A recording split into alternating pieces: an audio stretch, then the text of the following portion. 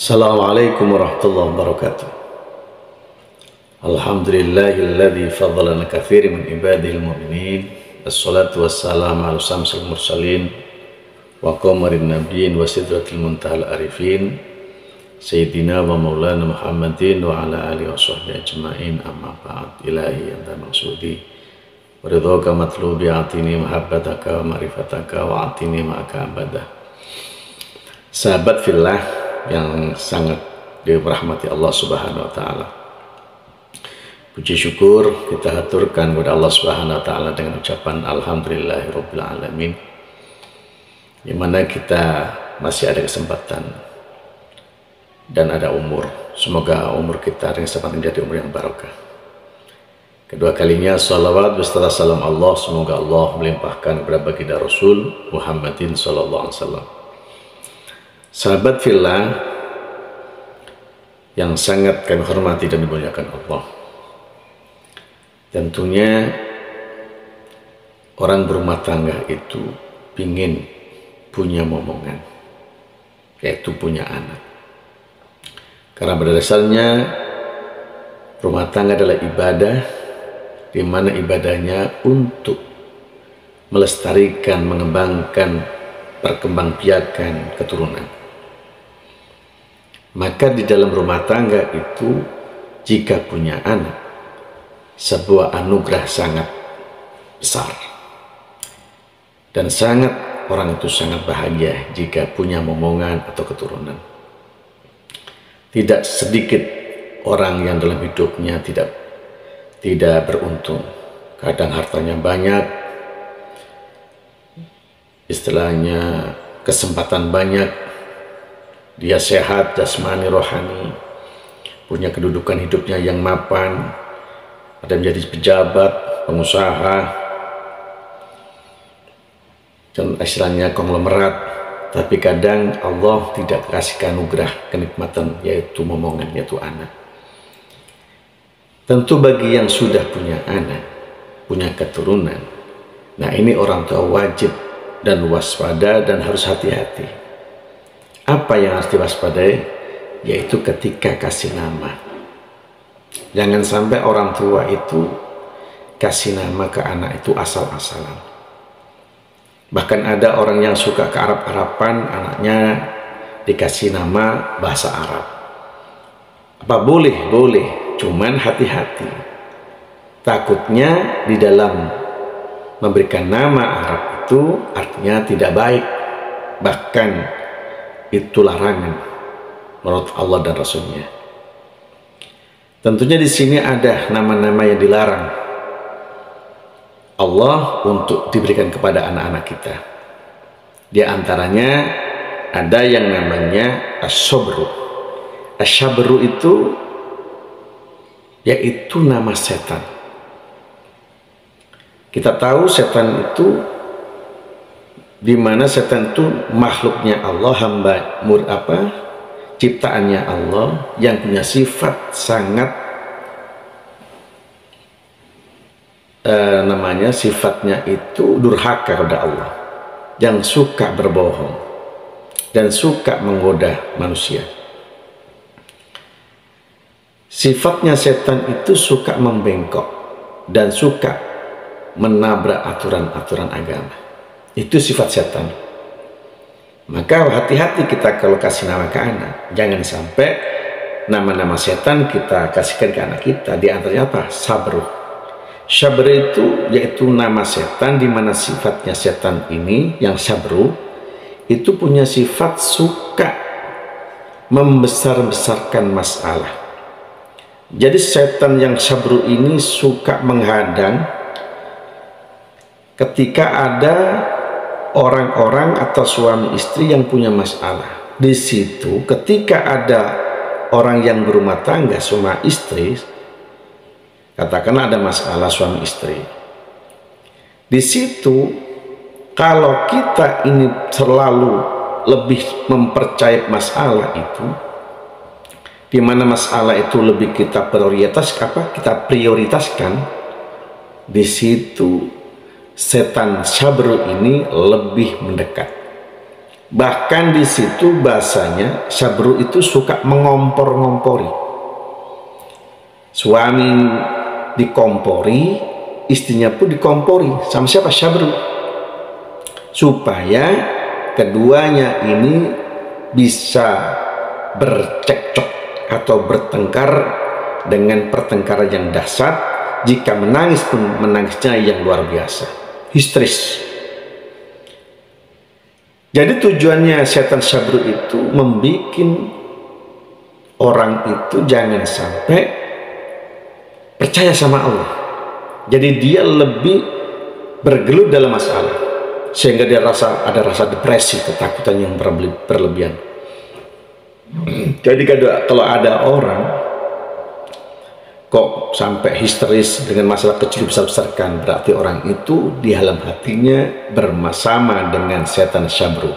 Maka kita jangan sampai punya anak kita namakan Syabru, karena Syabru itu nama setan yang selalu menghadirkan, mengintai masalah-masalah yang menimpa manusia, terutama suami istri. Ini yang selalu diintai sama setan Syabru, selalu ikut andil dalam ketika ada masalah, dia di situ selalu memprovokasi keduanya. Keduanya ada namanya setan dasim. Setan dasim itu selalu membisik-bisikkan sifat benci. Suami dibisikkan sifat-sifat benci supaya benci sama istrinya, atau sebaliknya, istri dibisik-bisiki sama setan dasim ini supaya benci sama suaminya. Maka jangan heran kadang suaminya cantik, suaminya tidak suka sama istrinya cantik, justru dia benci, justru dia lebih mencintai pembantunya. Atau sebaliknya, suaminya tampan gagah, ujung-ujungnya dia benci sama suaminya yang begitu tampan dan gagah. Ujung-ujung dia lebih mencintai tetangganya yang jelek, hitam kelam. Itu persifatannya dasim. Dasim itu setan yang suka membisik-bisikkan sifat kebencian. Yang kedua ada, makanya anak kita jangan sampai dinamakan, ketika punya anak dinamakan dasim, karena dasim itu namanya setan. Yang ketiga ada setan yang namanya zalanbur. Zalanbur itu punya ciri khas, yaitu suka memicu pertengkaran. Jadi kadang-kadang dalam rumah tangga damai, tentram, nyaman, di situ zalanbur datang, dua-duanya dibisiki supaya ada masalah, bikin konflik. Kadang-kadang kita di pekerjaan nyantai, barusan bercanda gurau, ujung-ujungnya setelah mau pulang dari kerja bertengkar. Kadang pertengkarannya tidak ada hujan, tidak ada angin, tiba-tiba bertengkar yang sangat sengit. Ya, kalau ada yang seperti itu berarti orang ini kemasukan dibisiki setan zalanbur.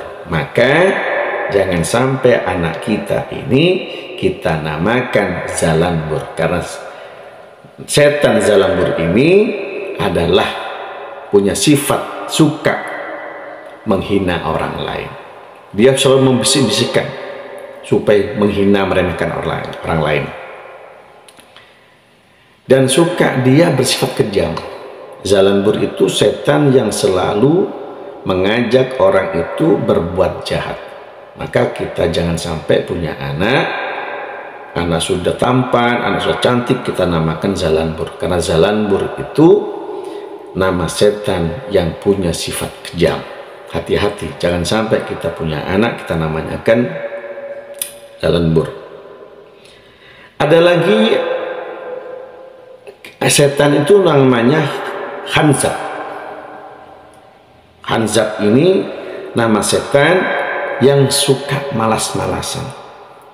Jadi kalau ada orang yang diajak sholat tidak mau, diajak puasa tidak mau, diajak ngaji tidak mau, diajak majelis zikir tidak mau, diajak kebaikan tidak mau, berarti orang ini sudah bersekutu dengan khanzab.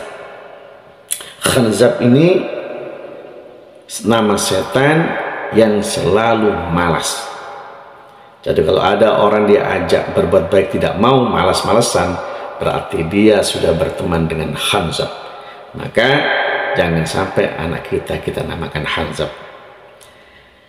Itu saja yang dapat kami sampaikan. Jangan sampai kita punya anak kita namakan nama-nama setan. Bagus secara bahasanya, tapi artinya apa kurang baik. Itu nama-nama setan.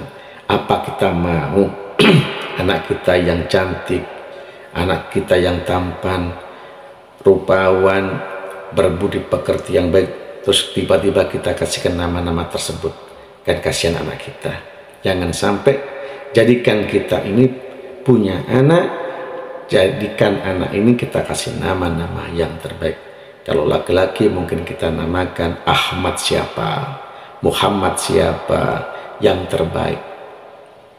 Kalau begitu yang perempuan juga gitu. Jangan asal kasih nama. Kasih nama yang terbaik, yang namanya Fatimah, Siti Zulaikha, atau Siti Aisyah. Kan itu nama-nama orang yang solihah.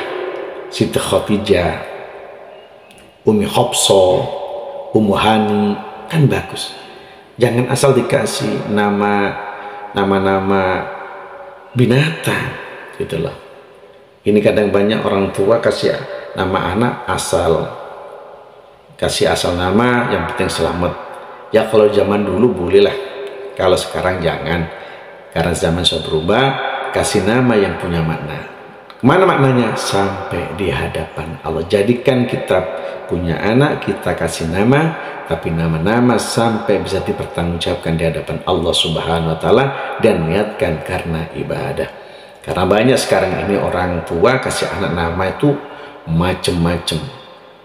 Karena bulan Agustus anaknya dinamakan Agus. Boleh saja. Jadi kalau bulan April namanya Aprilia. Kalau bulan Maret Marita, misalnya. Apa boleh? Cuman kalau bisa kasihlah nama anak-anak kita itu yang terbaik menurut agama, khususnya agama Islam. Itu saja yang dapat kami sampaikan. Lebihnya mohon maaf. Assalamualaikum warahmatullahi wabarakatuh.